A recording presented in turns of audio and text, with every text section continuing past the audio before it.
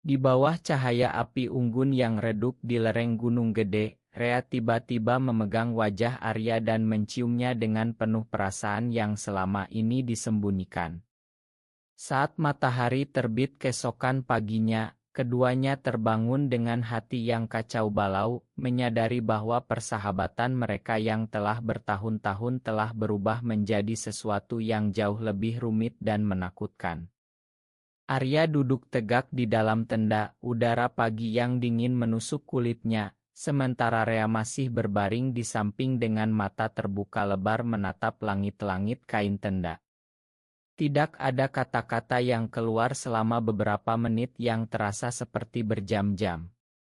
Hanya suara burung di pepohonan dan angin yang berhembus pelan menyapa dedaunan basah. Arya merasa dadanya sesak, seperti ada batu besar yang menekan. Malam tadi, mereka hanya berniat menikmati perjalanan camping biasa seperti dulu, bercerita tentang pekerjaan di Jakarta, keluarga, dan rencana masa depan. Tapi Rea, sahabatnya sejak SMA, tiba-tiba berubah. Ciuman itu datang begitu saja, hangat, penuh keraguan, dan penuh sesuatu yang Arya tak pernah duga. Arya bangkit perlahan, kepalanya pusing karena kurang tidur. "Rea, apa yang kita lakukan semalam?" tanyanya dengan suara serak, hampir tak terdengar. Rea menoleh, matanya merah karena menahan air mata. Aku tidak bisa menahannya lagi, Arya.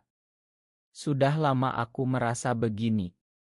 Aku mencintaimu bukan sebagai sahabat."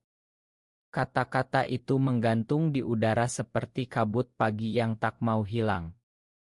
Arya berdiri, keluar dari tenda, dan menghirup udara segar gunung. Hatinya berdegup kencang. Dia ingat bagaimana mereka bertemu dulu di sekolah. Rea selalu jadi yang melindunginya dari bully, Arya yang selalu mendengarkan curhatan Rea tentang mimpi menjadi otografer. Mereka seperti saudara. Tapi sekarang, Arya merasa dunia berputar terbalik. Mereka berkemas dalam diam, hanya sesekali saling pandang dengan tatapan yang penuh pertanyaan. Perjalanan turun gunung terasa lebih panjang dari biasanya. Di dalam mobil sewaan menuju Jakarta, radio memutar lagu-lagu lama yang biasa mereka nyanyikan bersama, tapi kali ini tak ada yang bernyanyi.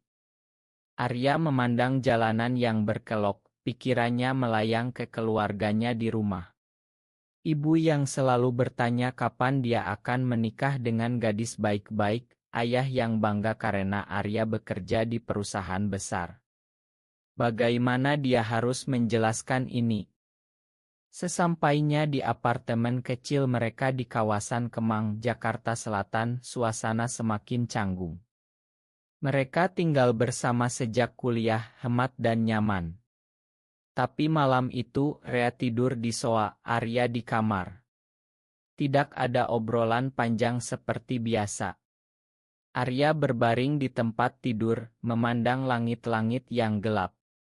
Air mata mengalir pelan tanpa suara. Dia mencoba mengingat semua momen bersama Rea, liburan ke Bali, malam-malam belajar bareng, dukungan saat Arya putus dengan pacar pertamanya. Apakah semua itu bohong? Atau justru karena Rea mencintainya diam-diam? Rasa bersalah menyergap Arya. Dia merasa telah mengkhianati persahabatan mereka dengan tidak menyadari lebih awal. Sementara itu, di ruang tamu, Rea menatap foto lama mereka berdua di dinding. Dia tahu risiko ini besar. Di Indonesia, hal seperti ini bukan hal biasa. Keluarganya di Surabaya pasti tidak akan terima. Tapi ciuman semalam adalah pelepasan yang sudah lama dia tahan. Pagi berikutnya, Arya bangun lebih dulu membuat kopi seperti biasa. Saat Rea keluar kamar, mereka saling tersenyum tipis, tapi senyum itu penuh luka. "Kita perlu bicara," kata Arya pelan. Rea mengangguk. Mereka duduk di meja makan kecil, kopi panas mengepul.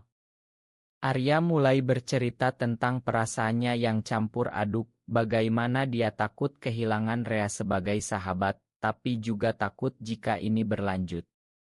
Rea mendengarkan dengan sabar, tangannya gemetar memegang cangkir. Aku tidak memaksa apa-apa, Arya. Aku hanya ingin jujur. Kalau kamu tidak merasakan hal yang sama, aku akan mundur. Kata-kata itu membuat Arya semakin bingung. Apakah dia merasakan sesuatu? Atau ini hanya kejutan? Hari itu mereka berpisah untuk bekerja, tapi hati mereka tetap terikat di perkemahan malam itu.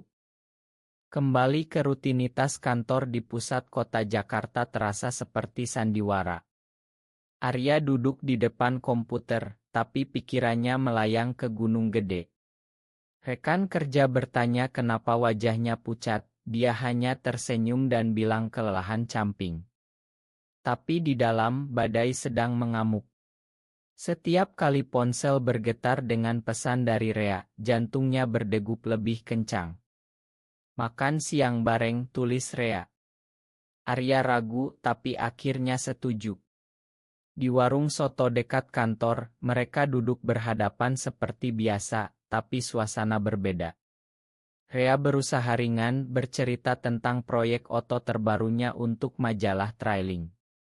Arya mendengarkan, tapi matanya sering tertuju ke bibir Rea, mengingat ciuman itu. Kamu baik-baik saja, tanya Rea pelan. Arya mengangguk cepat. Cuma mikir banyak. Malam harinya, Arya pulang ke apartemen dan menemukan Rea sedang memasak nasi goreng awrit mereka. Bau bawang yang harum mengisi ruangan, tapi hati Arya semakin berat. Mereka makan sambil nonton berita, tapi tak ada tawa seperti dulu. Arya akhirnya memberanikan diri bertanya, kamu kapan mulai merasa begini, Re? Rea meletakkan sendoknya, menatap Arya dengan mata yang penuh kejujuran. Sejak kita kuliah. Saat kamu sakit dan aku rawat kamu semalaman. Aku sadar, aku tidak ingin kehilangan kamu sebagai apapun selain pasangan. Kata-kata itu seperti petir di siang bolong. Arya terdiam lama. Dia ingat momen itu, Rea yang setia menunggu di samping tempat tidur, memegang tangannya saat demam. Apakah saat itu Arya juga merasakan sesuatu yang aneh? Atau baru sekarang? Hari-hari berikutnya, tekanan dari luar mulai datang. Ibu Arya menelepon dari rumah di Bandung, kapan kamu bawa pacar pulang, nak? Tante Rina sudah siapkan jodoh untukmu.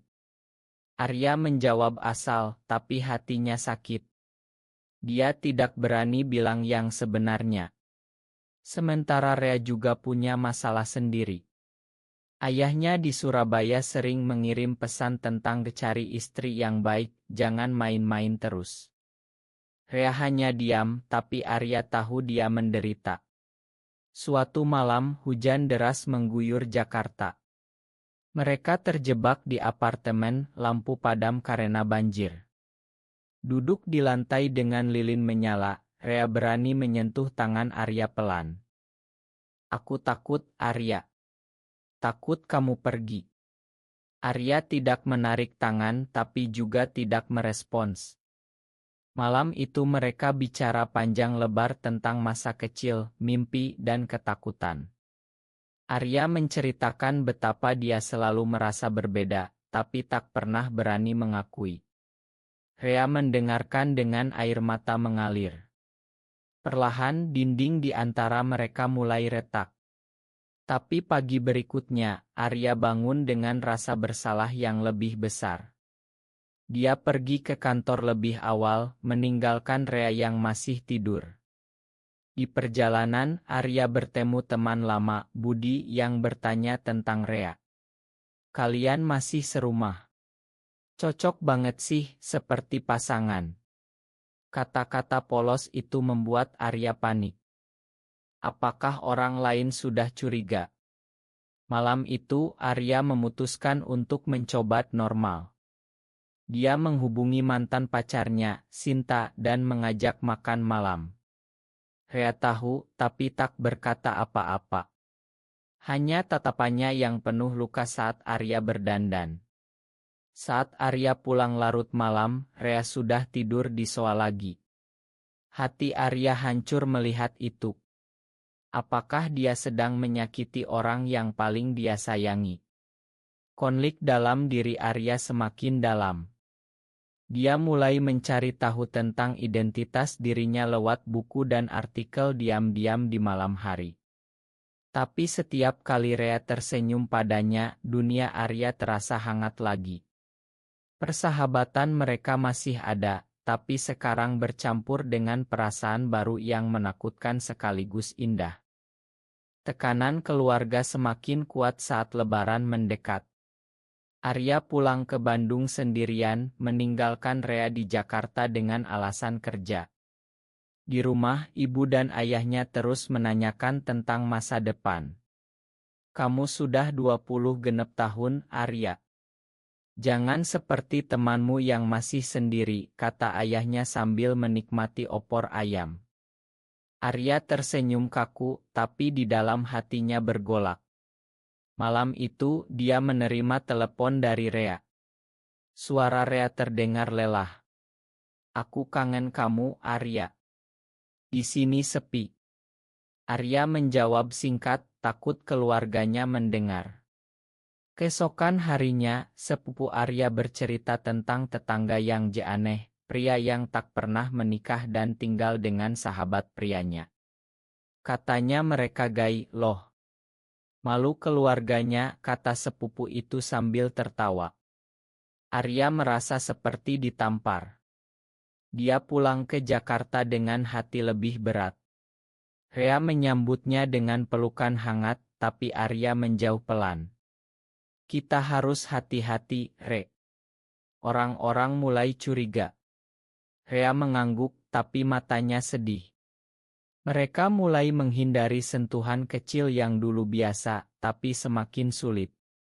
Suatu akhir pekan, mereka pergi ke Pantai Anyer untuk reset pikiran. Di sana, di bawah pohon kelapa, Rea berani memeluk Arya dari belakang saat matahari terbenam. Biarpun sebentar, biarkan aku merasa bahagia, bisiknya. Arya tidak menolak, malah membalas pelukan itu. Untuk pertama kalinya, Arya merasa tenang.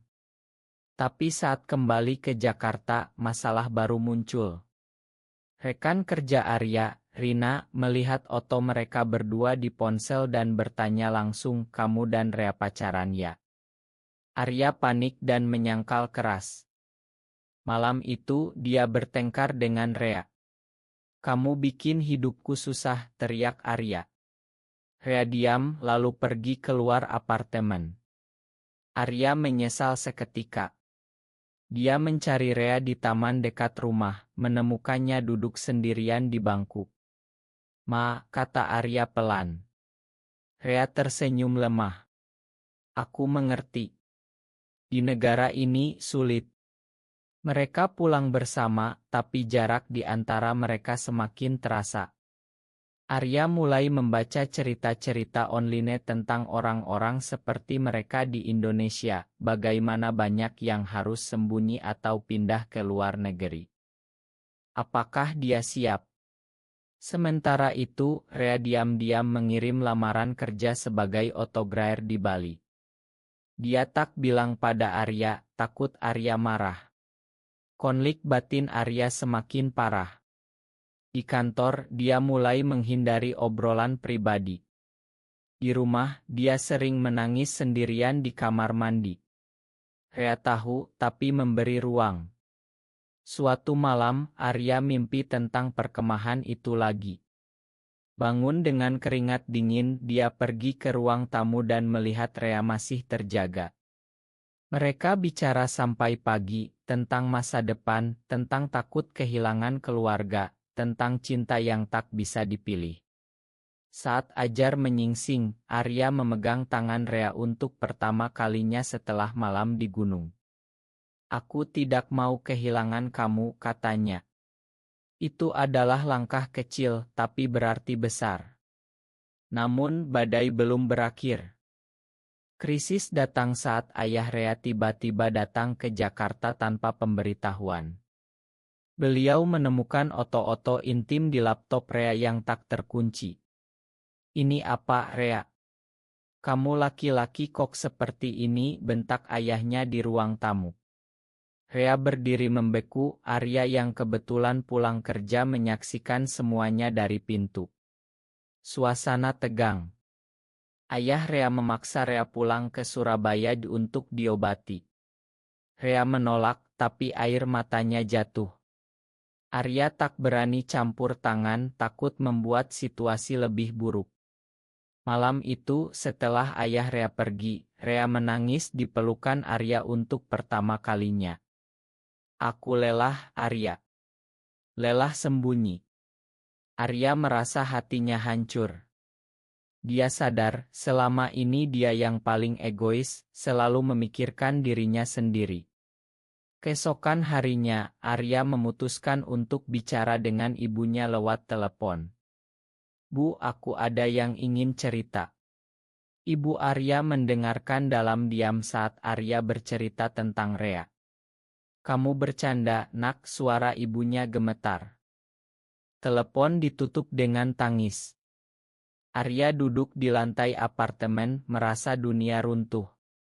Rea memeluknya dari belakang. "Kita hadapi bersama." Tapi tekanan semakin berat. Teman-teman kampus lama mulai gosip di grup chat. Ada yang bilang Arya dan Rea aneh akhir-akhir ini.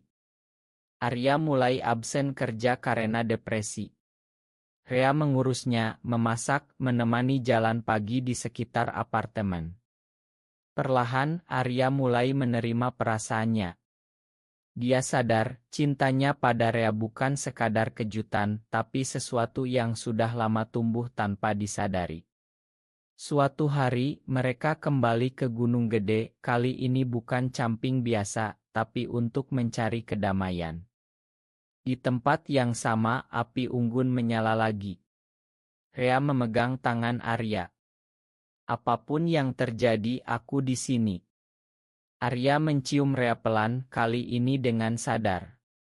Tapi saat pulang, kabar buruk datang. Perusahaan Arya memanggilnya untuk rapat darurat karena keluhan klien tentang sikap pribadi. Arya tahu ini karena gosip. Dia hampir menyerah. Rea menawarkan, "Kita pindah ke Bali bersama. Aku dapat kerja di sana." Arya ragu. Apakah dia siap meninggalkan segalanya? Malam itu, mereka bertengkar lagi. Arya merasa Rea terlalu egois, Rea merasa Arya terlalu takut. Tapi pagi harinya, mereka berdamai dengan pelukan panjang. Perjalanan emosional ini membuat mereka semakin dewasa. Arya mulai terbuka dengan satu teman dekat di kantor, yang ternyata mendukung. "Kamu bahagia, itu yang penting," kata temannya. Itu memberi Arya kekuatan. Namun, pengkhianatan kecil datang saat sepupu Arya menyebarkan cerita ke keluarga besar. Telepon dari tante dan om datang bertubi-tubi. Arya merasa terpojok. Rea memutuskan untuk sementara pindah ke hotel agar Arya bisa tenang. Kehilangan Rea di apartemen membuat Arya sadar betapa pentingnya sahabat sekaligus cintanya itu. Dia pergi ke hotel, memohon Rea kembali. "Aku pilih kamu," kata Arya dengan suara tegas. Itu adalah titik balik. Keputusan Arya untuk terbuka membuat gelombang baru. Keluarganya di Bandung meminta dia pulang untuk bicara baik-baik. Arya pergi sendirian, Rea menunggu di Jakarta dengan hati cemas. Di rumah, ayahnya marah besar, ibunya menangis. "Kamu bikin malu keluarga," kata ayah. Arya berdiri tegar, menceritakan perjalanan panjangnya dari perkemahan itu sampai sekarang. "Aku mencintai Rea, Pak. Bukan karena gaya hidup, tapi karena dia membuatku jadi diri sendiri. Kata-kata itu keluar dengan susah payah, tapi lega. Ibu Arya akhirnya memeluknya. Ibu hanya ingin kamu bahagia, nak. Tapi ayah masih keras. Arya pulang ke Jakarta dengan luka baru, tapi juga harapan. Rea menyambutnya dengan senyum, tapi Arya tahu Rea juga punya berita. Ayahku memutuskan hubungan untuk sementara, kata Rea pelan. Mereka saling menghibur, makan malam sederhana, dan berjanji akan saling dukung. Di kantor, Arya menghadapi rapat dengan atasan. Dia jujur tentang kehidupan pribadinya. Atasan hanya mengangguk, yang penting kerjaanmu bagus. Lega, tapi Arya tahu tidak semua orang seperti itu. Teman-teman mulai menjauh, kecuali beberapa yang setia. Satu malam, Arya dan Rea pergi ke Kaigai Riendli di Jakarta, pertama kalinya. Di sana, mereka melihat pasangan lain yang seperti mereka, hidup normal. Itu memberi kekuatan. Tapi krisis datang lagi saat Rea sakit keras karena stres. Arya merawatnya sepanjang malam, seperti dulu Rea rawat dia. Saat Rea demam tinggi, Arya berbisik, aku cinta kamu, Re. Jangan tinggalkan aku. Rea tersenyum lemah di antara tidurnya. Saat sembuh, Rea memeluk Arya erat. Kita sudah melalui banyak. Mereka memutuskan untuk pindah ke apartemen baru, mulai hidup lebih terbuka tapi tetap hati-hati. Arya mulai menulis jurnal tentang perasaannya. Rea semakin aktif di komunitas Autogray yang mendukung. Namun, pengorbanan terbesar datang saat ayah Rea meninggal dunia. Rea harus pulang ke Surabaya sendirian. Arya tak bisa ikut karena keluarganya belum siap. Di pemakaman, Rea merasa sendirian, tapi Arya menelepon setiap hari. Aku di sini, meski tak isik. Saat Rea kembali, mereka menangis bersama. Pengalaman itu membuat mereka lebih kuat. Arya akhirnya berani bertemu keluarga Rea lewat video call. Meski dingin, setidaknya tidak ada bentakan lagi. Perlahan, pintu mulai terbuka. Di tengah semua itu, cinta mereka tumbuh, bukan lagi rahasia gelap, tapi cahaya yang menerangi jalan. Waktu berlalu, setahun setelah perkemahan yang mengubah segalanya. Arya dan Rea kini tinggal di Bali, bekerja sesuai mimpi masing-masing. Arya membuka usaha kecil konsultasi online, Rea menjadi autografer lepas untuk majalah internasional. Kehidupan mereka sederhana, penuh tawa kecil dan dukungan. Keluarga Arya mulai menerima, meski pelan-pelan. Ibu Arya bahkan pernah datang berkunjung, melihat bagaimana Rea merawat Arya dengan penuh kasih. Kalian berdua seperti suami istri, katanya sambil tersenyum.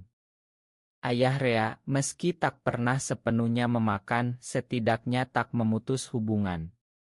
Mereka kembali ke Gunung Gede sekali lagi, kali ini bukan untuk lari, tapi untuk merayakan. Di tempat api unggun dulu, mereka duduk berpegangan tangan, mengingat semua air mata dan tawa. Arya memandang Rea dengan cinta yang dalam. Terima kasih sudah berani menciumku malam itu. Rea tertawa pelan. Terima kasih sudah berani menerima. Kehidupan mereka bukan dongeng sempurna. Masih ada tatapan aneh dari orang asing, bisik-bisik di media sosial, tekanan halus dari norma masyarakat. Tapi mereka belajar bahwa cinta sejati adalah pilihan setiap hari. Arya tumbuh menjadi pria yang lebih percaya diri, Rea menjadi lebih sabar dan bijak. Persahabatan mereka tetap kuat, kini bercampur dengan romansa yang indah. Di akhir hari, saat matahari terbenam di pantai Kuta, mereka berjalan bergandengan, tak lagi takut.